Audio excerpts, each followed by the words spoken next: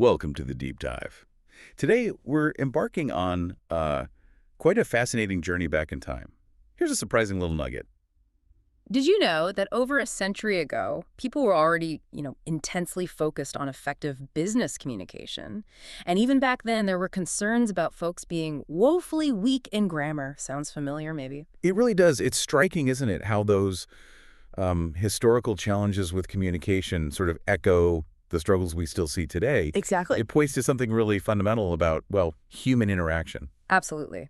So our mission for this deep dive is to explore an actual early 20th century textbook on business English. It was published way back in January 1914. We're going to pull out the principles of communication and business practice that still hold up from this surprisingly relevant source. Our goal is basically to show you why these insights from 1914 aren't just, historical curiosities. They can actually give you a distinct edge today. Think of it as a shortcut to understanding the foundations of professional language and conduct. And this textbook, it's incredibly comprehensive. I mean, it covers everything: foundational word study, grammar, oral and written composition, even practical business scenarios across different industries. We've really tried to distill the most impactful nuggets of knowledge for you. It offers this kind of timeless perspective on how business works and importantly, how language shapes it. Okay, let's start with part one then, the foundation words and grammar. You might be surprised, actually, by how relevant this feels. The author of this 1914 book, they zero in immediately on word study and English grammar, saying they were commonly neglected even then. Neglected, yeah. And here's the kicker. The author observed that people in business were, and I quote, on the whole, woefully weak in the grammar of our language. Now, thinking about today's world, emails, instant messages, does that observation still resonate with you? A whole century later. Oh, absolutely. It totally does. This isn't just some historical echo, right? It reveals a fundamental, persistent challenge in communication. It just transcends eras. Yeah. I mean, if this was a concern over 100 years ago, it tells us that foundational language skills, they aren't just about being correct. Mastery is what really sets apart clear thinkers and effective communicators then and now. The author's point was that well-chosen, well-arranged words are meant not to offend, but to please and interest. It's about impact, connection, not just dodging errors. That's a really powerful distinction. And speaking of words, the textbook suggests thinking of a dictionary not just as, a reference tool, but as a storybook. Right. And here's where it gets really interesting. Take the word italic. It literally means relating to Italy or its people. Right. And it was applied to that sloping font because its inventor, Minucius, dedicated it to Italian states around 1500. Fascinating. Or consider salary. Comes from the Latin salaria, meaning salt money. Well, money. Yeah, it was originally part of Roman soldiers' pay. Then it just sort of evolved to mean total pay. Then there's Atlas, named after the Greek god who carried the world. That name got picked up for map collections after Mercator put Atlas's picture on his maps around the 16th century. These aren't just definitions, they're like little history lessons baked into our language. So what does this all mean for you, the listener?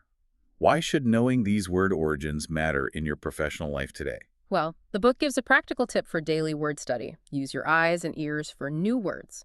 Picture their spelling and pronunciation in your head, then look them up. Definition and origin.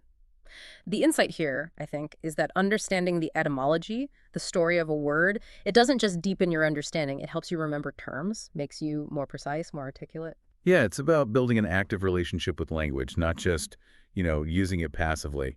And to expand your vocabulary, the text pushes for reading the right kind of books and speeches of noted men. What's really insightful is the emphasis on classic stories, Bible stories, Greek and Northern myths, the Iliad, the Odyssey, Aeneid, stories of chivalry. They're not just for fun. They're presented as the bedrock for allusions that enrich our language, like calling something Herculean instantly brings Hercules' strength to mind. Knowing these references helps you understand more deeply and be understood too.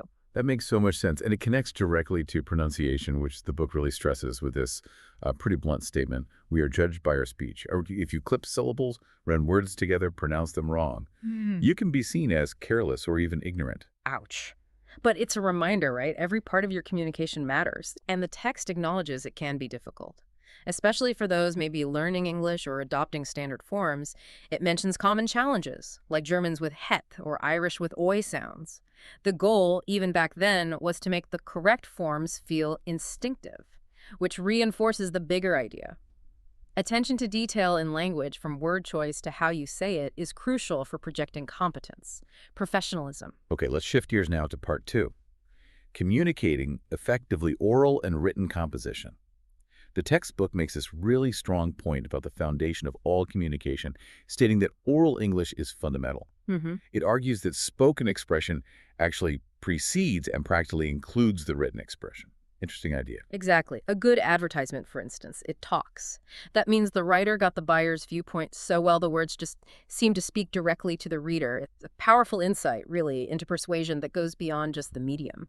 Good writing should have that kind of conversational, direct feel. But then it switches gears a bit, pointing out the unique challenges of written communication.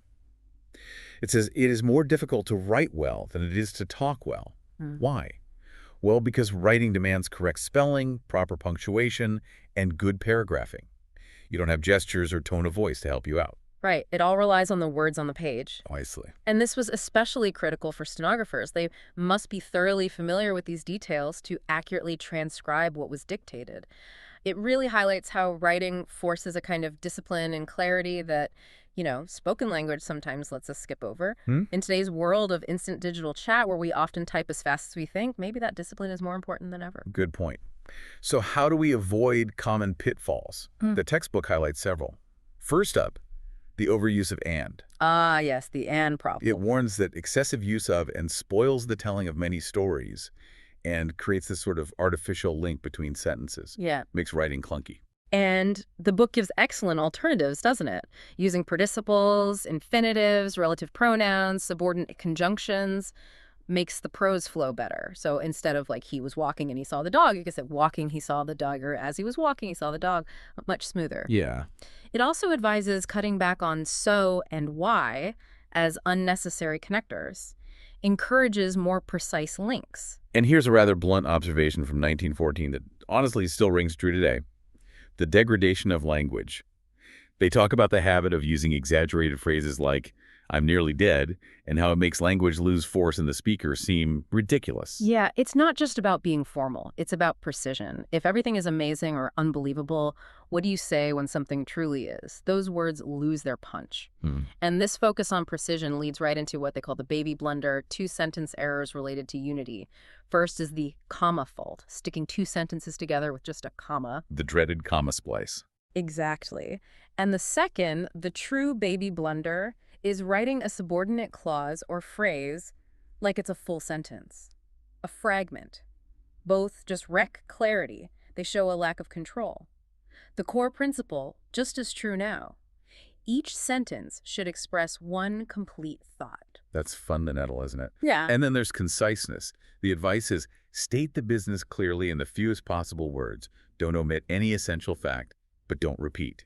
They even give an example. Shortening the size of the crops is always important, and it's especially so to the farmer. And this is because he has to live by the crops. Whew. Yeah, quite a mouthful. Right. They shorten it to just. The size of the crop is vitally important to the farmer. Talk about trimming the fat. Which raises a good question for us today, right? How much fat do we still carry in our own emails and reports? The text also stresses that punctuation marks have been invented to indicate tone and meaning in writing, just like your voice does in speech. Ah, interesting way to put it. They show which groups of words belong together, which are important and which are subordinate. Punctuation is basically your silent voice guiding the reader. Brilliant. Yeah. And then the power of the paragraph. A paragraph is defined as the treatment of one of the natural divisions of a subject. The book cautions against single-sentence paragraphs because they confuse the reader. You expect a new topic when you see that indentation. And it introduces the topic sentence, and a really useful idea. The hammock paragraph. The hammock paragraph. Yeah. Topic sentence at the start, explanation in the middle, and a summary at the end. Like a hammock. It's presented as a good structure for clear, forceful thinking, helps you organize, helps the reader follow. Nice. And finally, smooth transitions. The text explains how to link ideas between sentences and paragraphs, using repetition, pronouns, and what they call connecting links or transition words. Lists examples like, in this way, likewise, moreover, thus, therefore, besides. You know the drill. Yeah, all those useful little signposts. Exactly. They're tools for you to guide your reader smoothly through your thoughts, making sure everything flows logically. Okay, let's dive into part 3. business practice applications from a century ago. You won't believe this statistic from 1914. Oh. Get this. $400 million is wasted every year in unprofitable advertising alone, and as much more in bad handling of good prospects and loss of customers through inefficient letters. Wow. $400 million back then. Right. Even adjusting for inflation, that's huge. It just underscores a timeless truth. What you say on that page is important. Poor communication had a massive cost, even then. That figure is staggering. It makes it so clear that precision in business communication has a direct, measurable financial impact, always has.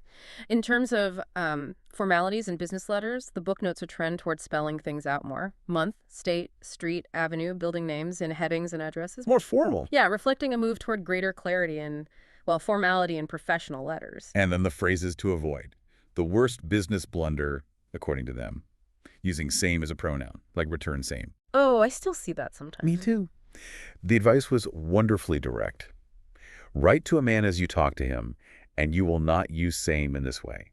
Basically, sound natural, not stuffy or archaic. It's a principle that still holds up, even with today's less formal digital comms. Be authentic. Right. Other tired phrases to ditch included kindly, we beg to state, your favor, would say. Also those artificial closings like, hoping that we hear from you soon.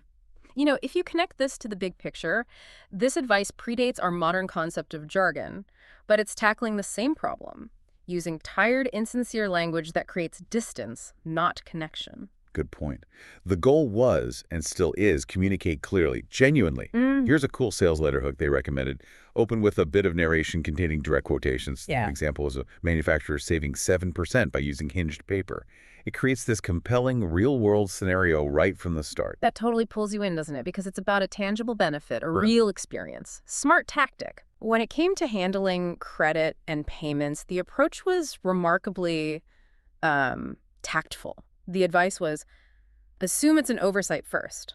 Offer inducements. Only escalate as a last resort. Prioritize the relationship. That seems wise. And for big orders, wholesale houses would consult financial agencies like Bradstreet and Dunn.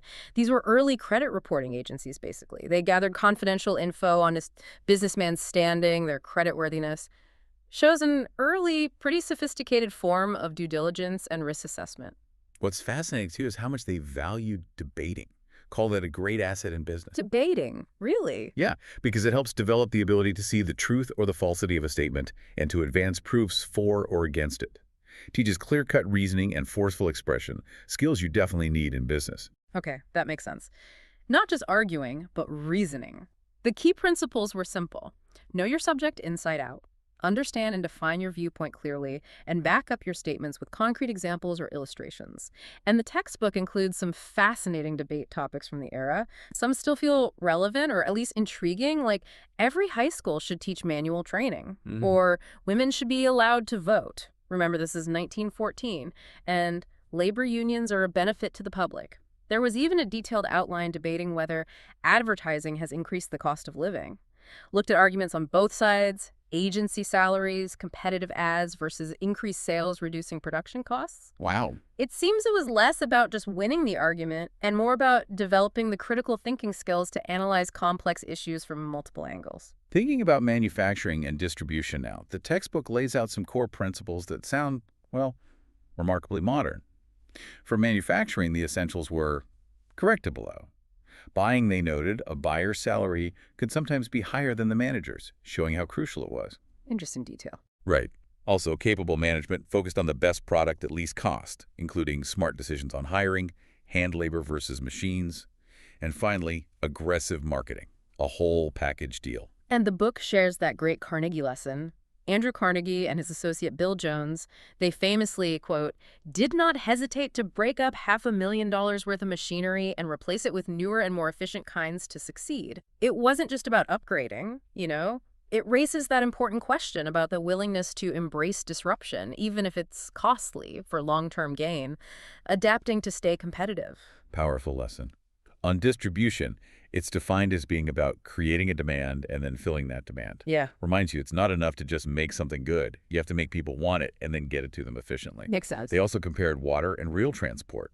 Noted water was over 4 times as much cheaper for bulk goods, like wheat moving from Chicago to New York. Mm. And they even mention the key documents for rail freight: receipt for freight, straight, and order bills of lading. That's the contract, right? And way bills. Shows the detailed record keeping involved even then. Okay, finally, let's touch on banking and corporations, the financial fundamentals. The text traces the evolution from inconvenient barter-like trading eggs for camphor, can you imagine, to money as a common medium of exchange, something not bulky, durable, stable value. That shift enabled modern commerce. And then there's credit, defined simply as a promise to pay at some future time for a thing which you receive now. Mm. Includes simple book, credit, marshrup, trusting a known customer, and more complex systems. This idea of deferred payment is just foundational to almost everything now. Absolutely. The textbook outlines the bank types back then. Commercial banks for businesses, deposits, loans, often needing collateral. Savings banks for smaller individual deposits, paying interest, but no checks usually, needed notice for withdrawal. And trust companies, managing assets and estates.